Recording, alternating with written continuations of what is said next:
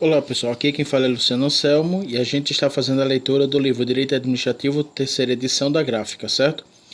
Que é Administração Pública, Direito Administrativo de Luiz Carlos Cancellier de Oliva. A gente parou na página 48, então agora a gente vai para a página 49, tá? Então vamos fazer uma leitura do livro, certo? Página 48, que foi onde a gente parou, certo?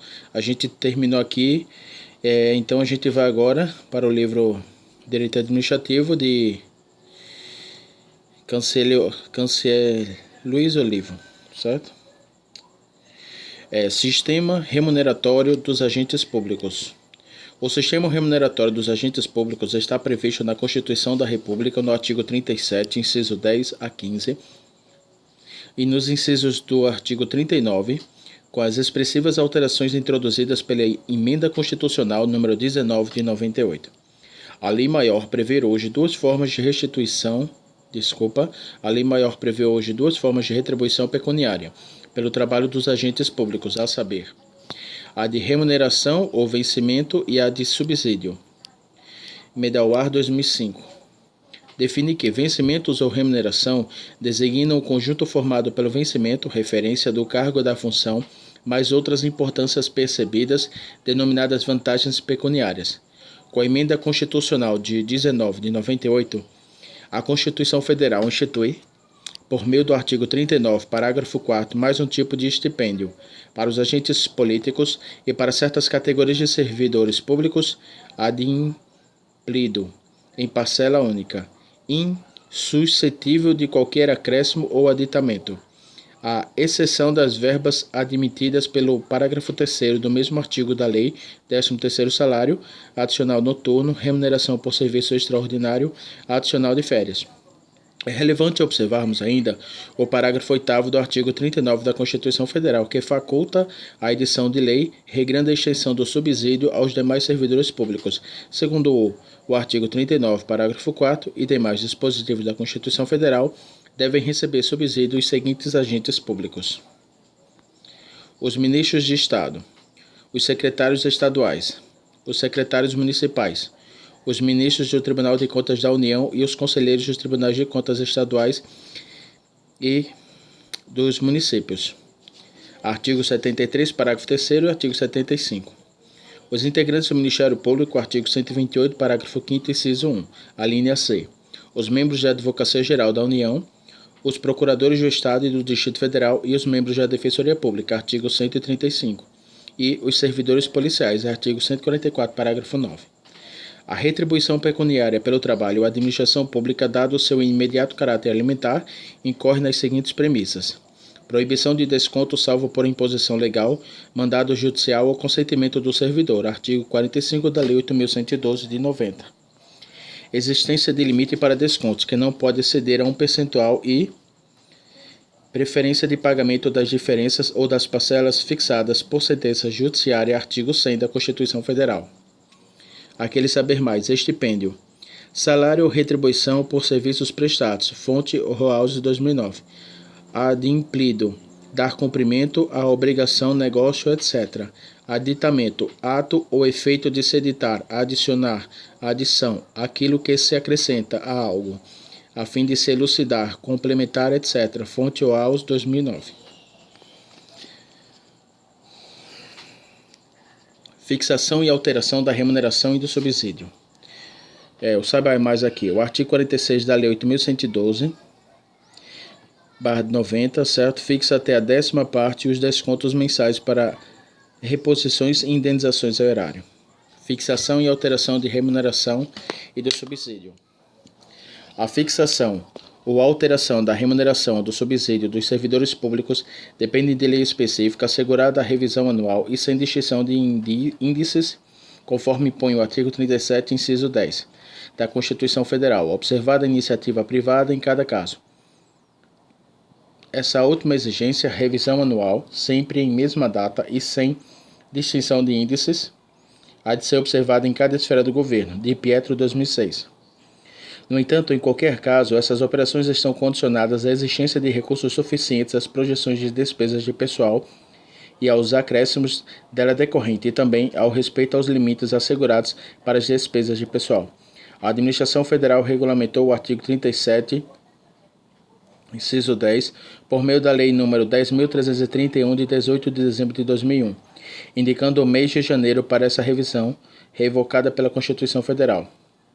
Conheça mais a respeito deste tema nos artigos 169 da Constituição Federal e 19 e 20 da Lei Complementar nº 101, de 4 de maio de 2000, disponível no site do Planalto. Por último, é necessário registrarmos ainda que o Supremo Tribunal Federal já declarou que a omissão de governadores de Estado e do Distrito Federal é inconstitucional, em razão de não terem deflagrado o processo legislativo sobre a matéria, em desatendimento à ordem constitucional, conforme verificamos na análise da ADIS 2061. A ADI é a Ação Direta de Inconstitucionalidade, tá? 2061, Distrito Federal. A de 2481, de Rio Grande do Sul, e a 2486 de Rio de Janeiro, e a 2490 de Pernambuco, a 2492 de São Paulo, e a 2525 do Distrito Federal. Teto das remunerações e subsídios. O estabelecimento do limite de remunerações dos agentes públicos vem sendo projetado desde a promulgação da Constituição Federal de 88. A primeira redação do artigo 37, inciso 21, seguiu-se a nova tentativa de se limitar a remuneração dos agentes públicos por meio da Emenda Constitucional 1998 e por decisão administrativa do Supremo Tribunal Federal, STF. Sobre o tema, de Pietro 2006 apresenta a seguinte sistematização. O teto atinge a todo o sistema remuneratório, independentemente do regime jurídico a que se submeta.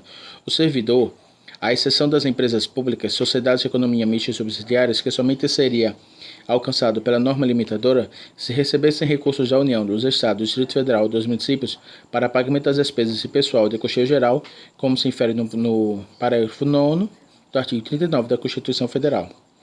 O teto atinge os proventos de aposentadoria e de pensão devidos aos dependentes do servidor falecido. O servidor que estiver em regime de acumulação sujeita-se a um teto único que abrange a soma da dupla remuneração, artigo 37, inciso 16 da Constituição Federal. Na aplicação do teto, estão excluídas as parcelas de cunho indenizatório, conforme disposto no parágrafo 11 do artigo 37, incluído pela emenda número 47 de 5 de julho de 2005, com efeitos retroativos à data da vigência da emenda constitucional 41 de 2003. O teto no âmbito federal é o mesmo para todos os servidores, correspondendo ao subsídio dos ministros do Supremo Tribunal Federal. No âmbito estadual, é diferenciado para os servidores de cada um dos três poderes do Estado, sendo representado pelos subsídios dos deputados, do governador e dos desembargadores, incluindo-se no teto desses últimos algumas categorias do Executivo, membros do Ministério Público, procuradores e defensores públicos. Pela emenda constitucional 47 de 2005, foi acrescentado ao parágrafo 12 do artigo 37, permitindo que, para fins do teto previsto no inciso 11 do caput, os Estados e o Distrito Federal fixem por emenda a Constituição e a Lei Orgânica como limite único. O subsídio dos desembargadores do respectivo Tribunal de Justiça, limitado a 90,25% do subsídio mensal dos ministros do Supremo Tribunal Federal, não se aplicando o disposto nesse parágrafo aos subsídios dos deputados estaduais, distritais e vereadores. No âmbito municipal, o teto é igual para todos os servidores, sendo representado pelo subsídio do prefeito. Vamos para o Saiba Mais. O problema estaria centrado, explica de Pietro 2006, página 543, no artigo 48, inciso 15, na própria Carta Federal, que exigia a lei de iniciativa conjunta do Presidente da República, do Senado e do Congresso Nacional do Supremo Tribunal Federal para a fixação dos subsídios do Ministro do Supremo Tribunal Federal. Este último marco do teto remuneratório para a implementação do sistema pretendido, fonte de Pietro 2006. Para os parlamentares do Estado e dos municípios, o entendimento do artigo 37, inciso 11, deve ser conjugado ao disposto no artigo 27. Repetindo, para os parlamentares dos estados e do município, o entendimento do artigo 37, inciso 11, deve ser conjugado ao disposto no artigo 27, parágrafo 2º, parágrafo 29, inciso 6 e 7 e parágrafo 29A. O subsídio é limitado a 75% da remuneração dos deputados federais. Para os parlamentares municipais, o subsídio máximo varia entre 20, 30, 40, 50, 60 e 75% do subsídio dos deputados estaduais, por causa do número de habitantes do município, em razão do disposto no inciso 7 do artigo 29 da Constituição Federal, o total de despesas com a remuneração dos vereadores não pode ultrapassar o limite de 5% da receita do município, observada, outros sim, os limites totais de despesas com o pessoal. E, para os membros da magistratura, a norma do artigo 37, inciso 11, tem se combinada com o artigo 93, inciso 5, que estabelece que, para os ministros dos tribunais superiores, o montante dos subsídios em 95% do subsídio mensal, fixado para os ministros do Supremo Tribunal Federal. Para os demais magistrados, a fixação será feita em lei, observado um escalonamento em níveis federal e estadual, conforme as categorias de estrutura judiciária nacional, não podendo diferenciar entre uma e outra ser superior a 10% ou inferior a 5%, nem exceder 95% do subsídio mensal dos ministros do Supremo Tribunal Federal.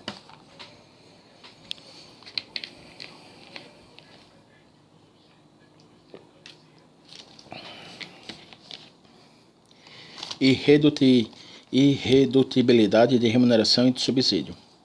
A irredutibilidade dos vencimentos e dos subsídios dos agentes públicos impostas pelo artigo 37, inciso 15 da Carta Federal, encontra ressalva nesse mesmo diploma legal nos incisos 11 e 14 do próprio artigo 37 e nos artigos 39, parágrafo 4, 150, inciso 2, 153, inciso 3 e 153, parágrafo 2º, inciso 1. Logo, a norma constitucional da irredutibilidade é limitada, a exemplo do que decidiu o Supremo Tribunal de Justiça, RMS número 8.852 de Espírito Santo, sexta turma, ministro Fernando Gonçalves, julgamento em 15 de 8 de 2000.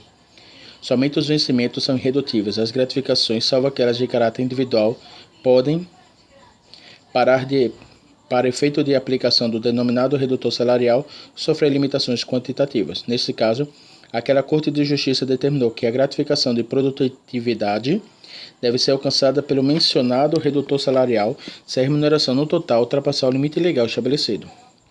O entendimento da irredutibilidade protege o servidor, portanto, somente contra a redução direta. Anota Carvalho Filho, 2006, página 601. Não se incluindo nessa garantia os adicionais e as gratificações devidas por força de circunstâncias específicas e muitas vezes de caráter transitório, as quais podem suscitar até sua absorção em vencimentos mais elevados, como ocorre na implantação de novos planos e carreiras. Direito dos servidores. Assim como os trabalhadores da iniciativa privada, também os agentes públicos remunerados pela administração têm garantias constitucionalmente uma série de direitos. Entre eles, alguns merecem nosso destaque, como férias, 13º salário, licenças, direito de greve, sindicalização, aposentadoria e pensão. Férias e 13º salário. O direito ao gozo de férias anuais de 30 dias é o acréscimo de 1/3 sobre a remuneração atribuída aos trabalhadores do setor privado pelo artigo 7, inciso 12 da Carta Federal, foi estendido aos servidores ocupantes de cargo público pelo artigo 39, parágrafo 3º da Constituição Federal. Como não é mais constitucionalmente possível a contagem de tempo fictício, a questão que se alinha para debate é o entendimento dos direitos decorrentes de não fruição de férias. Neste sentido, o Supremo Tribunal Federal, ao interpretar o artigo 78, parágrafo 3º do Estatuto Federal, reconheceu o direito indenizatório à servidora que se aposentara com férias não gozadas. RE número 234.068, Distrito Federal, primeira turma, ministro Sepúlveda pertence. Julgamento em 19 de outubro de 2004. Assim sendo, o 13º salário, com base na retribuição pecuniária integral, é concedida aos servidores, inclusive aos aposentados, por força do artigo 39, parágrafo 3º da Constituição Federal. Licenças. São consideradas licenças os afastamentos do servidor permitidos em lei. A Constituição Federal, por exemplo, em seus artigos 39, parágrafo 3º e 7º, incisos 18 e 19, concede aos servidores as licenças de maternidade de 120 dias e paternidade disciplinadas pelos estatutos, ambas remuneradas. Medawar 2005 ressalta que outras licenças figuram admitidas nos estatutos, como a licença para tratamento de saúde do servidor ou de pessoa de sua família, licença prêmio por assiduidade para desempenho de mandato e classista, e licença não remunerada como as destinadas a tratar de assunto particular do servidor. O artigo 38 da Constituição Federal assegura também ao servidor público o direito de ficar afastado do cargo, do emprego ou da função, computando esse tempo de afastamento para todos os efeitos legais, exceto para promoção por merecimento. quando se trata de eleição para prefeito ou para vereador, quando incompatíveis os horários, é facultada a opção pela melhor remuneração. Apenas no caso de eleição para vereador, como já foi comentado, é assegurado o exercício e a remuneração simultânea dos dois cargos. Direito de greve e sindicalização. O direito de greve do servidor, mencionado pelo artigo 37, inciso 7 da Constituição Federal, é de sensível polêmica, sobretudo no que concerne à incidência da norma de eficácia contínua e imediata. O respeitado constitucionalista José Afonso da Silva já defendeu essa última hipótese, inferindo que a lei mencionada na Constituição Federal faria apenas a propriedade de fixar termos e limites do exercício do referido direito. Entendimento semelhante a de Gasparini, 2005, página 189, para quem, não obstante isso, o direito de greve do servidor público é exercitável, ressalvadas, como ensina Celso Antônio Bandeira de Mello, apenas as necessidades inadiáveis da comunidade que não podem sofrer solução de continuidade, conforme se infere no disposto no parágrafo 1º do artigo 9º da Constituição Federal. Do repertório de jurisprudência do Tribunal de Justiça, do Superior Tribunal de Justiça, obtemos esse mesmo entendimento, ou seja, o servidor público tem o direito subjetivo e constitucional de declarar a greve. STJ, RMS 2675, ministro Luiz Vicente Sernicharo. Diário de Justiça 9893, página 15.237. Em oposição a essa compreensão da possibilidade de exercício do direito de greve do servidor, expressa pela Constituição Federal, tem-se o discurso do Carvalho Filho, que arrola a decisão do Supremo Tribunal Federal sobre a relatoria do ministro Celso de Mello no mandato de injunção número 20 de 96. Em qualquer caso, não há controvérsia relevante na doutrina e na jurisprudência no que se confere ao desconto dos dias não trabalhados, como decidiu o Superior Tribunal de Justiça, no já mencionado recurso em mandado de segurança. É fato que o referido dispositivo legal alude à necessidade de regulamento do referido direito à lei específica de cunho federal, observando a sua validade para todos os entes federados. O STF, em decisão de 25 de outubro de 2007, reconheceu o direito de greve do servidor público. Conforme a decisão, a greve do funcionalismo público deverá seguir a mesma lei que regula o movimento grevista do empregado da iniciativa privada, Lei nº 7.783, de 89. É a chamada Lei de Greve. Enquanto o Congresso Nacional não aprova lei específica para regulamentar a matéria. Já o direito à sindicalização é assegurado pelo artigo 37, incisos 6 e 8, incisos 6 e 7 da Carta Federal, com redação da Emenda Constitucional número 19 de 98, norma de eficácia plena e imediata. Aposentadoria e pensão. A aposentadoria é o direito à inatividade remunerada desde que preenchidos os requisitos assinalados pela lei. As emendas constitucionais número 20 de 98 e 41 de 2003, conhecidas como a Reforma da Previdência, introduziram profundas modificações no sistema sobre as quais ainda se debruçam os estudiosos. No direito pátrio, a aposentadoria do servidor público é tratada de forma diferente da inatividade dos trabalhadores da iniciativa privada. É necessário dizer, de início, que os apontamentos que se seguem estão circunscritos no artigo 40 da Constituição Federal de 88. Que incidem especificamente sobre os servidores públicos estatutários titulares de cargos efetivos. Na aposentadoria dos servidores trabalhistas, dos servidores temporários e dos ocupantes exclusivamente de cargos comissionados, aplica-se o regime geral da Previdência Social, regulado pelos artigos 201 e 202 da Carta Federal, conforme determina o parágrafo 13 do artigo 40 da Constituição. Um dos principais signos distintos do novo sistema previdenciário é o seu caráter contributivo. Como norte de sustentabilidade desse regime, secundado pelas exigências da idade mínima, tempo de serviço público e tempo de exercício no cargo em que se dará a aposentadoria. Seguiu-se a edição da Emenda Constitucional número 20 de 98, a promulgação da Lei 9.617 de 27 de novembro de 98, com alterações posteriores, fixando normas gerais sobre a previdência dos servidores públicos da União, do Estado, do Distrito Federal e dos municípios, ao instituírem seus respectivos regimes de previdência. Os parágrafos 14 a 16 do artigo 40, na redação dada pela Emenda Constitucional 20 de 98, possibilitam a todos os entes da Federação a instituição de regime de previdência complementar para os servidores titulares de cargos efetivos. O adjetivo solidário atribuído ao novo regime previdenciário, cunhado pela alteração do parágrafo 18 do artigo 40 da Constituição Federal pela emenda constitucional número 41 de 2003, introduz a incidência para a contribuição previdenciária sobre os proventos de aposentadoria e pensões superiores ao limite máximo dos benefícios gerais de regime geral da Previdência Social, mais tarde confirmada pelo Supremo Tribunal Federal no julgamento da DIA, ação direta de inconstitucionalidade número 3015, Distrito Federal, sobre a relatoria da ministra Ellen Grace, em 2004.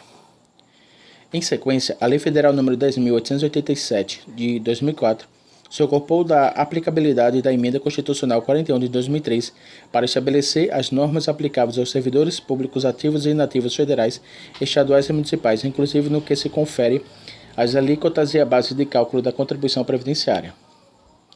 Entre as inovações trazidas pela Emenda Constitucional 41 de 2003, em sede de regime previdenciário, podemos destacar: indicação das fontes de custeio, incluindo a contribuição do ente público, do servidor ativos e inativos e dos pensionistas, artigo 40 do caput. Definição dos critérios para fixação em lei do valor da pensão dos dependentes do servidor falecido, artigo 40 do parágrafo 7. Sétimo. Extinção, respeitado os direitos adquiridos da paridade entre, de um lado, os proventos e pensões e de outros, vencimentos dos servidores em atividade. Atual redação dos parágrafos 7º e 8º do artigo 40. E extensão do direito a proventos integrais na medida em que, ao instituir o regime previdenciário próprio do servidor, cada ente da federação terá de definir a remuneração sobre a qual incidirá a contribuição, que será o parâmetro para o cálculo dos proventos. Modalidade de aposentadoria.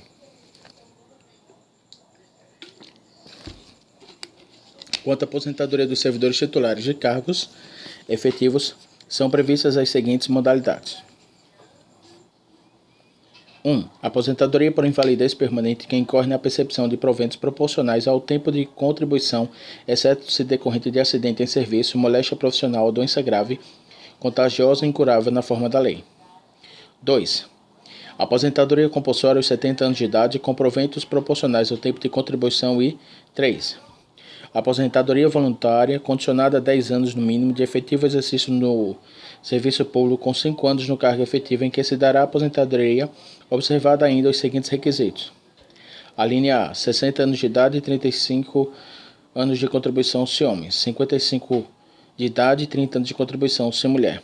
B, 65 anos de idade se homem, 60 anos de idade se mulher, com proventos proporcionais ao tempo de contribuição. Os requisitos de idade e de tempo de contribuição serão reduzidos em 5 anos no caso de item supra para o professor que tenha tempo exclusivamente de efetivo exercício das funções de magistério na educação infantil, no ensino fundamental e médio. Parágrafo 5º do artigo 40 na redação da Emenda Constitucional 2098. Ação ministro e aos ministros e aos conselhos de tribunais de contas, aos magistrados e aos integrantes do Ministério Público aplicam-se as regras do artigo 40 da Constituição de 1988. Responsabilidade do servidor. O servidor público no exercício de suas funções sujeita-se à responsabilidade civil, penal e administrativa. O artigo 121 da Lei nº 8.112 de 1990 não destoa das noções doutrinárias ao prescrever que o servidor responde civil, penal e administrativamente pelo exercício irregular de suas atribuições. Em razão da independência das funções, o artigo 125 da Lei 8.112 dispõe que as sanções civis, penais e administrativas poderão acumular-se entre si. Brasil, 1990. Em interpretação convergente, o Supremo Tribunal Federal, Mandato de Segurança número 21.708, Distrito Federal, Pleno, para o acordo com o ministro, para acordão, o ministro Maurício Correia, julgado em 9 de novembro de 2000, assentou que a administração pode aplicar a pena de demissão em processo disciplinar, ainda que em curso ação penal, a que responde pelo mesmo fato. Responsabilidade civil. A primeira esfera de responsabilidade decorrente do disposto no artigo 186 do Código Civil Brasileiro, fundamentada no princípio basilar de que todo aquele que causa dano a outrem é obrigado a repará-lo. O ilícito civil se configura na presença de dano de ação ou de omissão jurídica, da culpa ou do dolo, desde que haja nexo de causalidade entre a ação ou a omissão e o dano. A responsabilidade civil do servidor não é objetiva, e para isso há de se comprovar que o servidor agiu com culpa, ou seja, por meio de comportamento doloso ou culposo, apurado em processo. em processo administrativo, informado pelo direito ao contraditório e a ampla defesa conforme o artigo 5º, inciso 4 da Constituição Federal.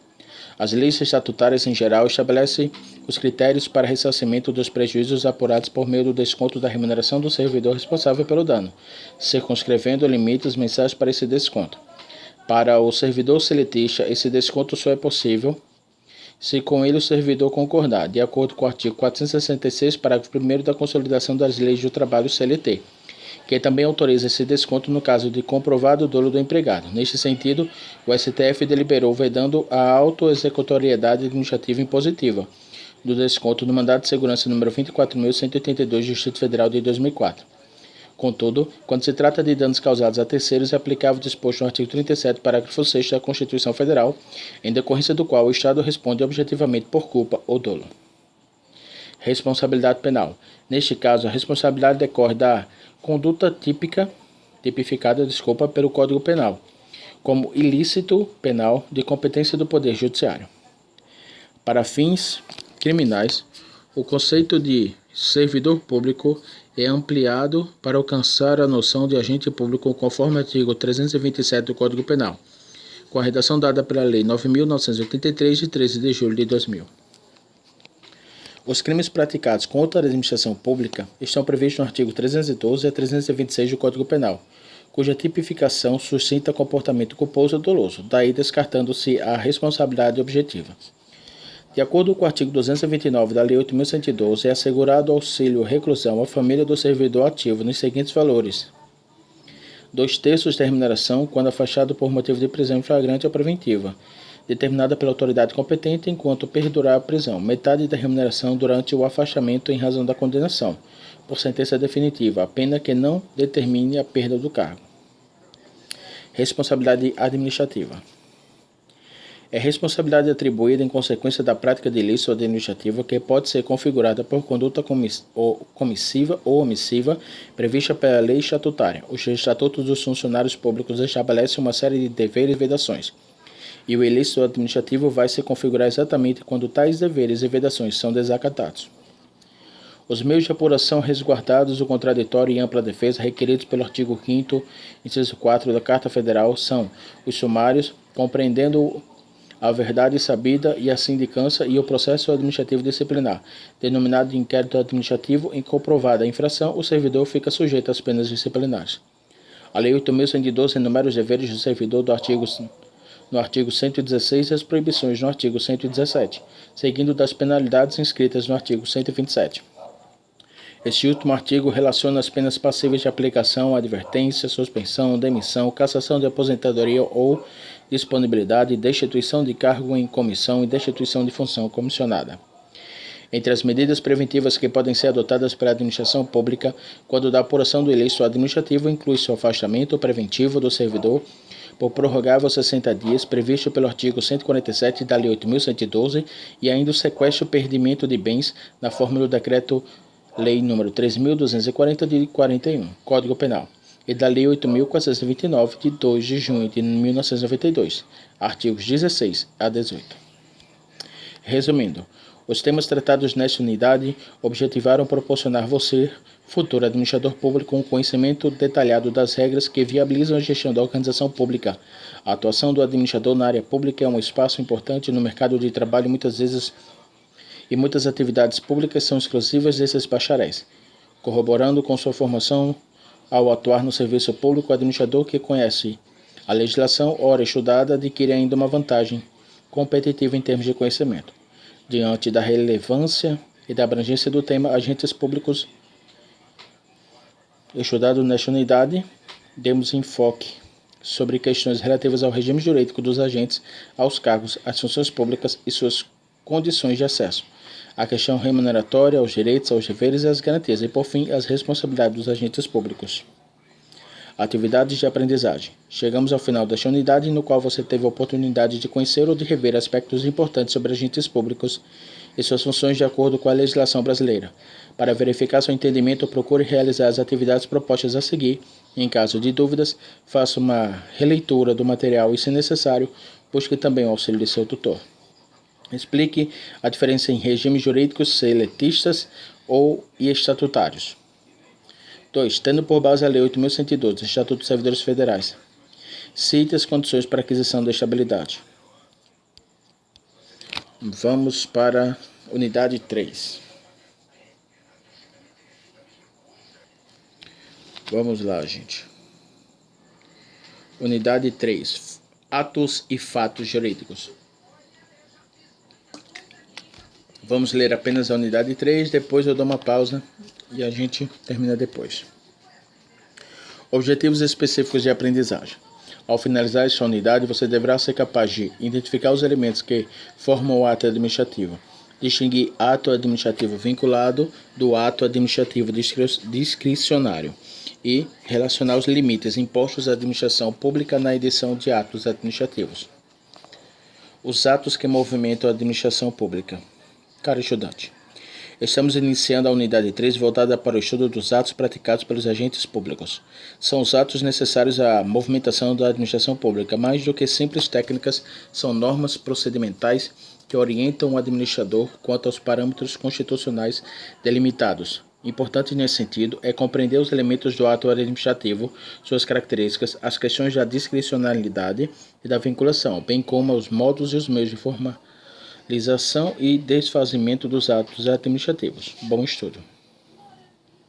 A doutrina encontra dificuldades em estabelecer uma definição universal de ato administrativo, respeitando seus traços mais comuns, com o objetivo de acentuar-lhes os aspectos jurídicos de Pietro, 2006, página 184. História a respeito da origem de expressão ato administrativo. Embora não se saiba exatamente em que momento a expressão foi utilizada pela primeira vez, o certo é que o primeiro texto legal que fala em atos da administração pública em geral foi a Lei 16 24 de 8 de 1790, que vedava aos tribunais conhecerem das operações dos corpos administrativos. Depois, a mesma proibição constou da Lei 339 de 1795, onde se proibiu os tribunais conhecer dos atos da administração, qualquer que seja a sua espécie. 2 critérios merecem maior preocupação na definição de ato administrativo. O subjetivo, o ato administrativo subjetivo, do ponto de vista do órgão que pratica o ato, e o ato administrativo objetivo, que revela o tipo de atividade exercida. Nesse mister, Medawar 2005, página 155, conceitua ato administrativo como um dos modos de expressão das decisões tomadas por órgãos e autoridades da administração pública, que produz efeitos jurídicos, em especial no sentido de reconhecer, modificar, extinguir direitos ou impor restrições e obrigações com observância da legalidade. Por outro lado, observa-se que são vários os critérios conhecidos para a classificação dos atos administrativos. Na verdade, essas ordenações dos atos administrativos conforme os seus efeitos constitutivo, declaratório ou enunciativo, de acordo com o grau de liberdade para sua prática vinculados ou discricionários, ou quanto às suas prerrogativas, atos império de gestão, têm em comum o fim último de metodizar, no entender de Lopes Meireles, 1990, e reforçar sua compreensão no ordenamento jurídico. Constitutivo, aquele pelo qual a administração cria, modifica ou extingue um direito ou uma situação do ato administrativo, fonte de Pietro, 2006. Declaratório, aquele em que a administração apenas reconhece um direito que já existe antes do ato, fonte de Pietro, 2006. Enunciativo, aquele pelo qual a administração apenas atesta ou reconhece determinada situação de fato ou de direito, fonte de Pietro, 2006. Levando em conta esses fatos e a diversidade de critérios utilizados, consideramos para o presente estudo a linha adotada por Medawar 2005, oferecendo-se alguns matizes das tipologias ou dos principais conceitos, se necessariamente reuni-los em classes ou em grupos. Elementos do ato administrativo.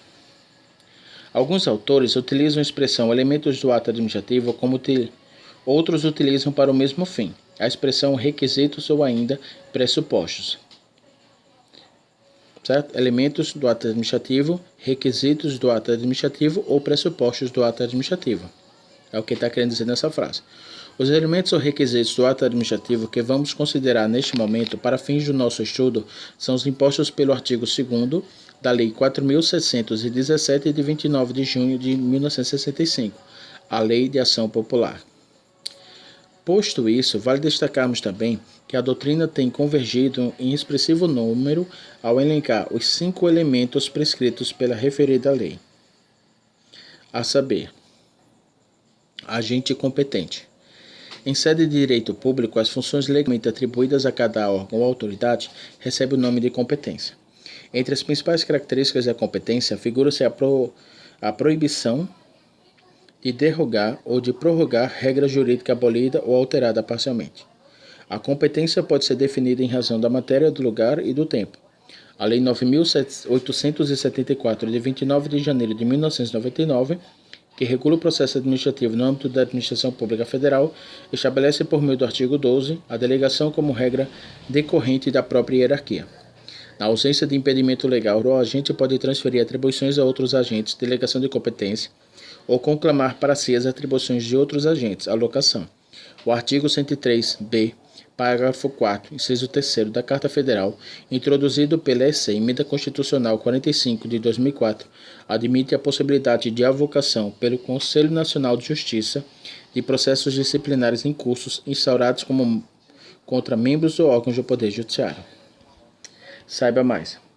Para fins criminais, o conceito de servidor público é ampliado para alcançar a noção de agente público, conforme o artigo 327 do Código Penal, com a redação dada pela Lei 9.983, de 13 de junho de 2000. Veja mais sobre esta lei acessando o site leidireto.com.br. Avocação, chamamento de causa em curso, em juízo ou instância inferior a outro juízo. Fonte OAuS 2009. Objeto. É considerado sinônimo de conteúdo do ato administrativo. Como no direito privado das regras civilistas, o objeto deve ser lícito, possível, certo e moral. Esses conceitos estão em sede de direito público regido a mandamento constitucional, no caput do artigo 37, e traduzidos como os princípios da legalidade, da finalidade, da impessoalidade e da moralidade. Forma.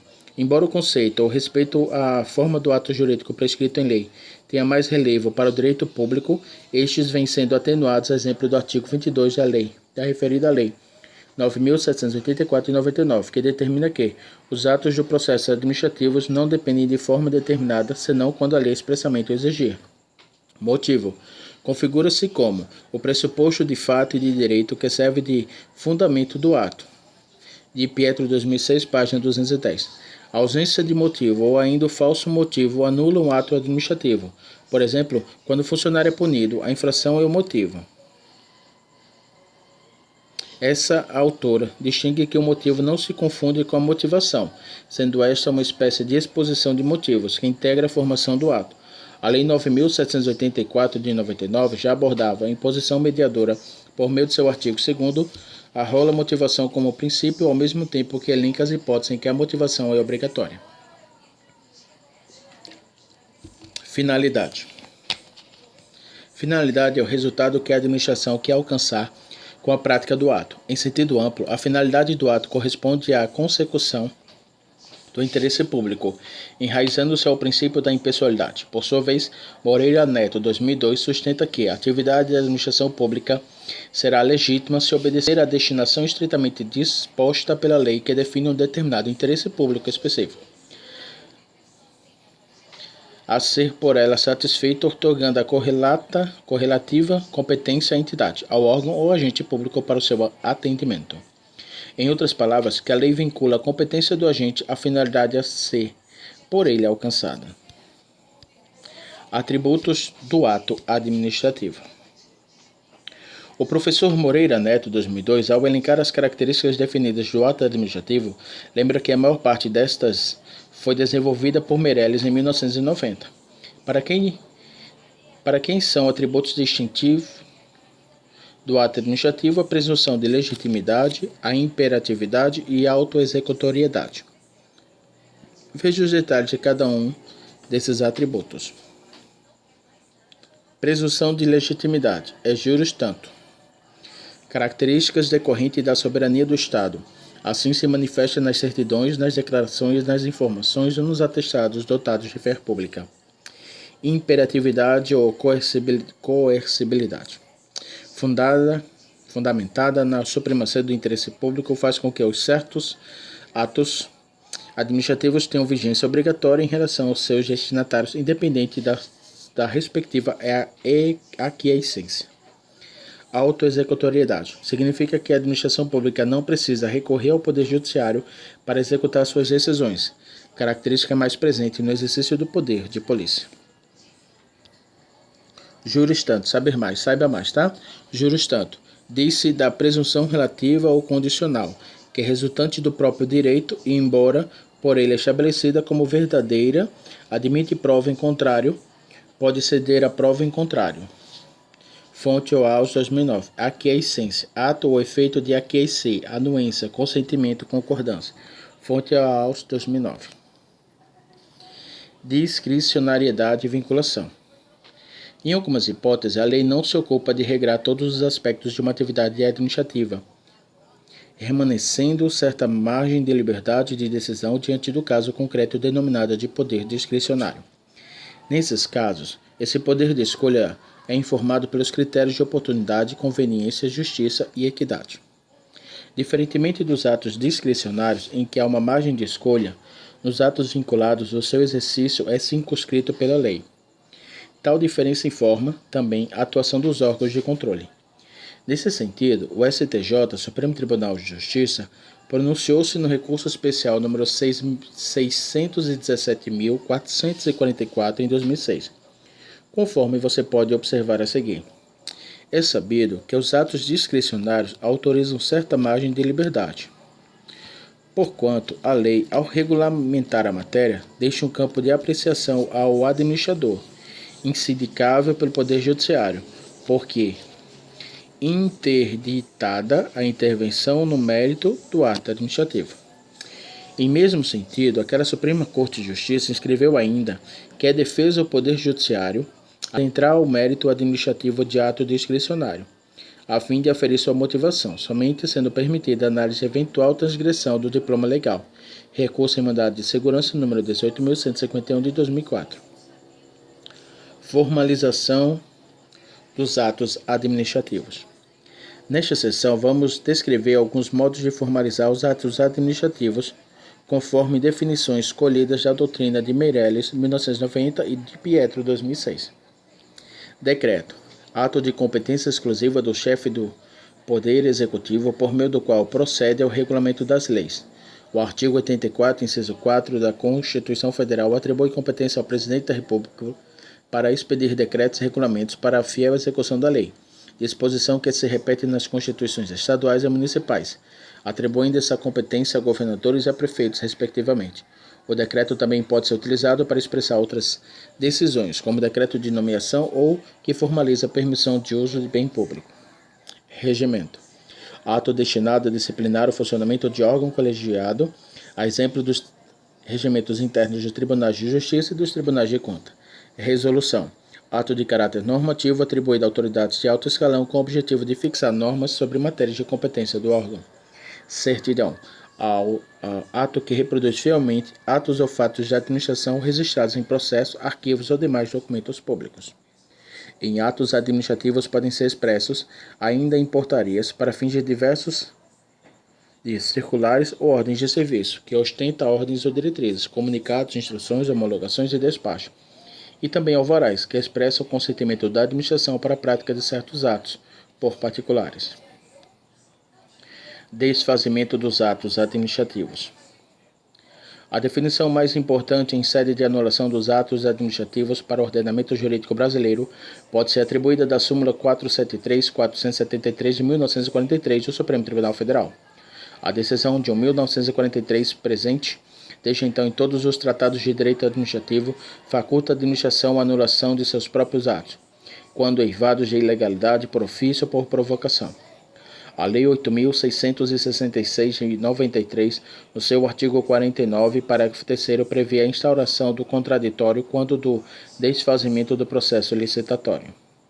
A administração deve anular seus próprios atos de acordo com o artigo 50 da Lei 9.784 de 99, válida para toda a administração pública federal, quando derivados de vícios que se tornem ilegais porque deles se originam direitos, ou revogá-los por motivos de conveniência e oportunidade, respeitados os direitos adquiridos e ressalvados em todo caso a apreciação judicial. Desfazimento: alteração de algo fazendo com que se deixe de estar elaborado, construído, restituição ou recuperação de forma primitiva. Desmonte. Fonte OAuS 2009. Prescrição dos atos inválidos. Quanto à incidência da prescrição dos atos inválidos, não há unanimidade na doutrina. Meirelles, em 1990, evoca noções de segurança e de estabilidade jurídica para alicerçar sua defesa da prescritibilidade do prazo para a administração pública. Corrigiu seus próprios atos. De Pietro, 2006, reconhecendo que a matéria é controversa, alinha-se essa posição propugnando pelo prazo quinquenal do decreto número 20.910 de 32. No silêncio da lei, em se tratando de direitos reais, é cominável, passível de penalidade, o descumprimento de prazos previstos pelo Código Civil brasileiro.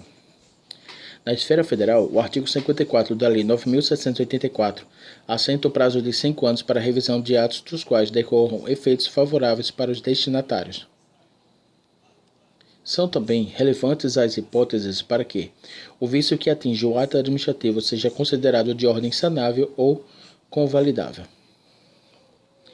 Neste sentido, o artigo 55 da Lei 9.784 de 99, já mencionada, estabelece que, em decisão na qual se evidencie não existir lesão ao interesse público nem prejuízo a terceiros, os atos que apresentarem defeitos sanáveis poderão ser convalidados pela própria administração. De Pietro, 2006, aponta os atos eivados de ilegalidade que não podem ser convalidados os viciados por incompetência em razão da matéria em que se tratando de competência exclusiva ou ainda quando se tratar de desvio de finalidade. Quando a revogação, como essa prerrogativa se fundamenta em razões de mérito, de ordem discricionária, descabe, por óbvio, ao Poder Judiciário ditá-la. Esse poder de revogação apresenta duas características principais.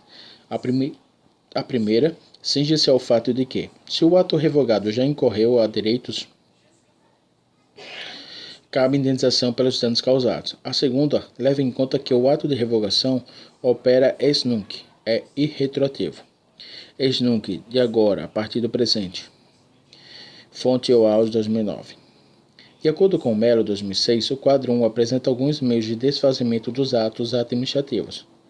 Revogação. Sujeito: administração autoritante no exercício de função administrativa. Motivo: inconveniência e inoportunidade do ato. Exceção dos efeitos: sempre ex nunc, não retroage. Invalidação: anulação e invalidade. Sujeito: administração e judiciário. Motivo: ilegitimidade do ato. Extinção dos efeitos: ex nunc, retroage ou ex nunc. Ex tunc, no caso, retroage. Quadro: diferenças entre revogação e invalidação dos atos administrativos. Fonte Bandeira de Melo, 2009. Assim, o ato que falta inconveniência e inoportunidade deve ser revogado pela própria administração pública e os efeitos por ele produzidos até a sua revogação são considerados válidos. Ou seja, a revogação não retrocede. Já o ato administrativo que contém alguma ilegalidade deve ser invalidado ou pela administração pública ou pelo Poder Judiciário. Nesse caso, o ato é fulminado desde a sua edição e a invalidação produz efeitos retroativos. Pode ocorrer, entretanto, que o particular tenha praticado o ato de boa-fé, crendo que ele era legítimo, dada a presunção de veracidade de que goza o ato praticado pelo administrador público. Caracterizada esta situação, Bandeira de 2009 destaca que o efeito da invalidação também não retroage. Poder de polícia. Esse poder, segundo adotado pelo direito brasileiro, é a atividade do Estado que consiste em limitar o exercício dos direitos individuais em favor do interesse público. Segundo Di Pietro, 2006, fundamenta-se no princípio da predominância do interesse público sobre o particular. Essa circunstância que dá à administração posição de supremacia sobre os particulares. Na legislação do Brasil, o conceito de poder de política consta no artigo 78 do Código Tributário Nacional, assim redigido. Considera-se poder de polícia atividade de administração pública que, limitando ou disciplinando o direito, interesse ou liberdade, regula a prática de ato ou abstenção de fato em razão de interesse público concernente à segurança, à higiene, à ordem, aos costumes, à disciplina de produção e do mercado, ao exercício das atividades econômicas dependentes de concessão ou autorização do poder público, à tranquilidade pública ou ao respeito à propriedade e aos direitos individuais ou coletivos. No exercício do poder de polícia, a administração pública está submetida ao princípio da legalidade, isto é, só pode agir de acordo com uma previsão normativa. Por isso, dizemos que tal poder se reparte entre o legislativo, que elabora e aprova a lei, e o executivo, que a regulamenta, aplica e a controla. Para Mello 2006, o poder de polícia pode ser compreendido em dois sentidos. Sentido amplo, já que é uma atividade estatal que condiciona a liberdade e a propriedade para que se ajuste aos interesses coletivos. Nesse sentido, é a atividade tanto do legislativo quanto do executivo. Sentido restrito. Por ser uma atividade do poder executivo exercida por atos gerais ou concretos, destinadas a alcançar a um fim determinado, qual seja prevenir ou obstar uma ação do particular contrária aos interesses sociais. De acordo com Di Pietro 2006, página 105, existe a necessidade de diferenciarmos ainda a polícia administrativa e a polícia judiciária. A polícia judiciária limita-se à polícia civil e à militar, enquanto a administrativa é exercida também pelos órgãos de fiscalização, como os que atuam na saúde, na educação, no trabalho, na previdência social, na assistência social, entre outras. É importante destacarmos também as principais características do poder de polícia. São eles: discricionariedade. Em geral, o poder de polícia é discricionário, isto é, depende de uma avaliação de oportunidade da autoridade administrativa. É o caso, por exemplo, da autorização para porte de arma. É possível, entretanto, que tal poder seja vinculado, quando a lei não deixa opção para que o administrador público, como no caso de uma licença para edificação. Desde que, cumpridos os quesitos exigidos, o administrador não terá outra opção que não seja reconhecer o direito ao particular.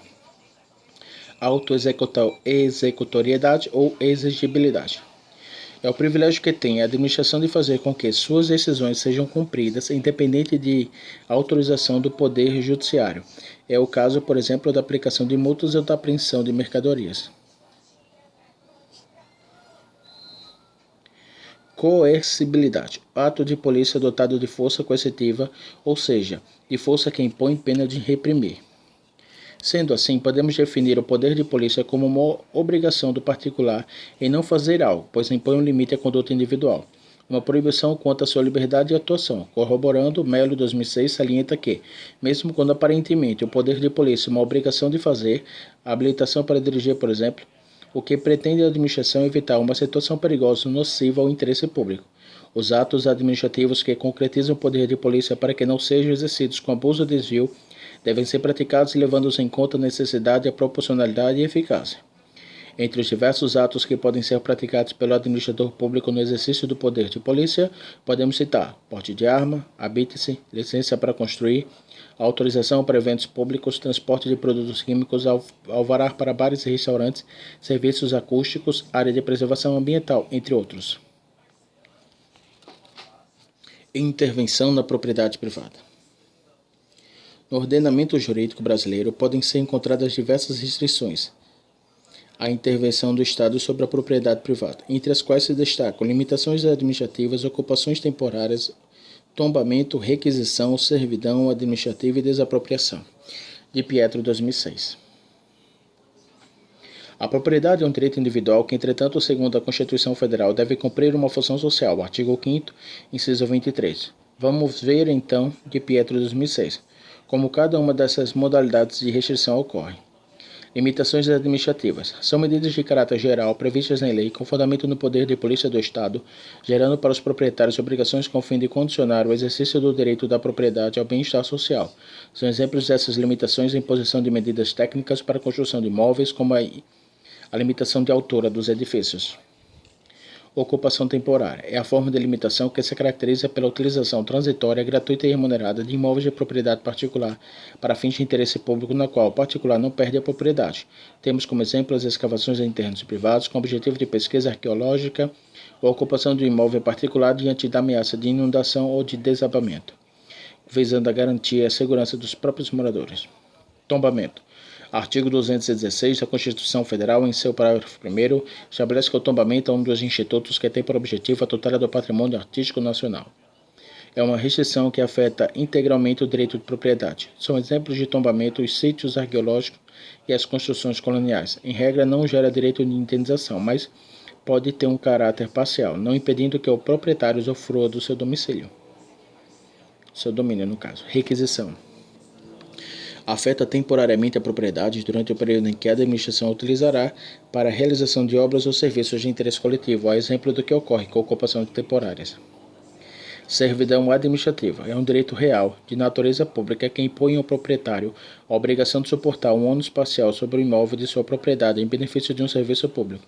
É o caso dos terrenos por onde passam redes de energia elétrica ou de gás. Não há direito de indenização, a não ser que haja destruição de bens locados no imóvel. Direito real. Relação jurídica que atribui, investe a pessoa, seja física ou jurídica, na posse, uso e gozo de uma coisa, corpórea ou incorpórea, que é de sua propriedade. Fonte de Plácido, 2004. Resumindo, nesta unidade vimos que os atos administrativos são aqueles praticados... eu esqueci de falar desapropriação, vamos voltar. Desapropriação é um procedimento administrativo no qual a administração, mediante prévia declaração de necessidade pública, utilidade pública ou interesse social, artigo 184, inciso 5º, parágrafo 24 da Constituição Federal, impõe ao proprietário a perda do bem, indenizando em seu patrimônio. Ocorre, por exemplo, quando a administração pública constrói uma rodovia cujo trajeto adentra o terreno particular. Resumindo, nesta unidade, vimos que os atos administrativos são aqueles praticados por agentes competentes para o cumprimento de alguma finalidade pública. Os atos seguem a forma prevista na lei e devem ser motivados e justificados. Em determinados momentos, a lei oferece ao administrador mais de uma opção, e neste caso, diz-se que o ato praticado é discricionário. A exoneração de um servidor em cargo de confiança é um ato discricionário. Já quando a lei obriga a um comportamento único, diz-se que o ato é vinculado. A aposentadoria compulsória aos 70 anos, por exemplo, obriga o Departamento de Recursos Humanos a providenciar o desligamento do servidor público. Quando faltar ao ato oportunidade e conveniência, a própria administração pode revogá-lo, mas quando o ato administrativo é ilegal, a administração tem o dever de anulá-lo, sob pena de fazê-lo por decisão judicial. Por fim, vimos diversos temas relacionados ao poder de polícia e aos limites impostos à administração em suas atividades executivas, assim como as condições que possibilitam que ela intervenha na propriedade privada, quanto ao interesse público assim justificar. Atividades de aprendizagem. Chegamos ao final de mais uma unidade e lembramos que, em caso de dúvidas, procure esclarecê-los antes de prosseguir. Converse com seu tutor pelo AVER, certos de que você compreendeu como se dá o ato administrativo dentro de suas especificações. Propomos a você questões a seguir. Em caso de dúvida, lembre-se de que você não está sozinho. Estamos com você construindo o seu conhecimento. 1. Descreva as principais características e dê os exemplos de 2 atos administrativos discricionários. Descreva 2 situações em que a intervenção na propriedade privada se dê mediante a ocupação temporária e a desapropriação. Pronto, vamos parar aqui. Em breve a gente volta para a unidade 4.